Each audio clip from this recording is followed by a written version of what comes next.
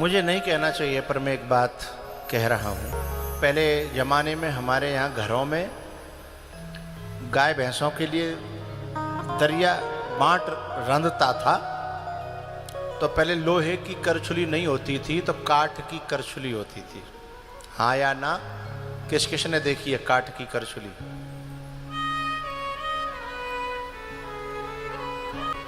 देखी? नीचे करो, ठीक है भाई। मेरी निगाह तो नहीं देखी, तो फिर हाथ कौड़ा क्यों नहीं किया? हाँ, तो जो काठ की करछुली होती, फिर जब कभी घर में कोई फंक्शन होता तो फिर जब करछुली वर्छुली कम पड़ती तो खीर में भी वो करछुली डाल दी जाती, धो धा करके। खीर में भी, सब्जी में भी। दरिया में डोल आई, खीर में डोल आई, सब्जी में डोल आई। बातें पूछो, दाल कैसी लगी, साग कैसा लगे, खीर कैसी लगी, उसे कुछ नहीं पता, क्योंकि वो केवल टार रही है, स्वाद लेना नहीं जानती है ना।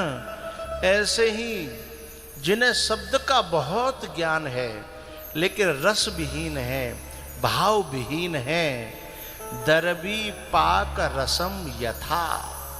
तो वे जो शब्द का बहुत ज्ञान है लेकिन भक्ति जिनके अंदर नहीं है, गुरु की कृपा नहीं है, शास्त्र की कृपा नहीं है, अपनी कृपा नहीं है, तो वे बाग करछुली की तरह हैं जिनमें शास्त्र का, शब्द का बोध तो बहुत हो गया लेकिन उन्हें आनंद कुछ नहीं आया, क्योंकि करछुली चलाना जानती है, स्वाद लेना नहीं जानती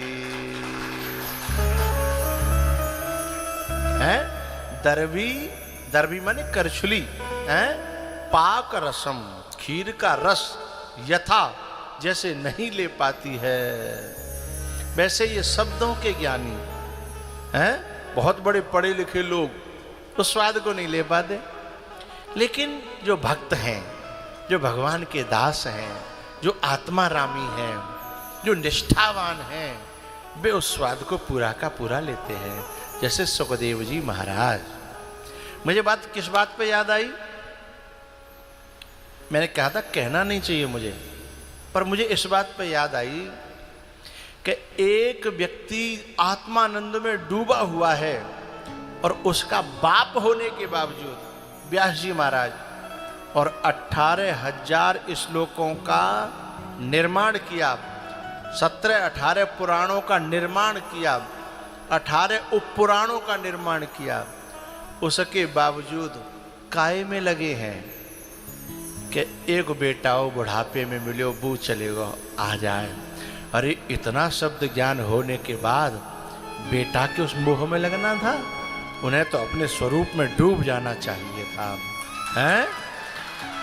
तो दरबी पाक रसम यथा, इतना लिख दिया, इतना पढ़ दिया, इतना सब कुछ, लेकिन कांट की है वृत्ति आसक्ति में, बेटा में।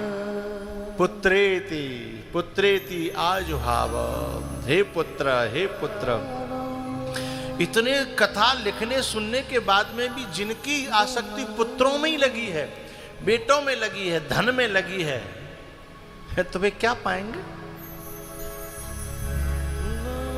अरे कभी कभी कोई ऐसा होता है कि एक बार कथा सुनी, कन्हैया में मन लग गया। हा?